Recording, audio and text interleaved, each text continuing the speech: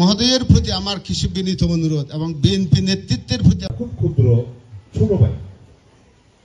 তো 1971 সাল থেকে আমরা যে ইতিহাসগুলো দেখে এতে প্রধান অতিথি ছিলেন জেলা বিএনপির সভাপতি ও সাবেক সাংসদ ওয়াদুদ ভূঁইয়া। সম্প্রতি সভায় ওয়াদুদ ভূঁইয়া বলেন, এবং বিদায়ী গভর্নমেন্ট পতিত গভর্নমেন্ট আওয়ামী লীগের পরিকল্পনা হয়েছে, অর্থায়ন হয়েছে। কেন হয়েছে? এখানে যদি গন্ডগোল একটা সাম্প্রদায়িক আঘাত করা যায়, এটা চলে যাবে সারা দেশে আগুন ধরবে। এই ডক্টর ইউনূস সরকারকে ফেলে দেওয়ার জন্য এটা রাজনীতি। ইউনূস সরকার ভালো কি খারাপ সেদিকে আমি যাব না, কিন্তু এই সরকারের পতনের জন্যই কিন্তু এখানে 3টা দাঙ্গা লাগানো হয়েছে। 3টা দাঙ্গাতেই আমি কিন্তু কঠিনভাবে ভূমিকা রাখার চেষ্টা করেছি। পাহাড়ি বাঙালি জনগোষ্ঠী এ এলাকায়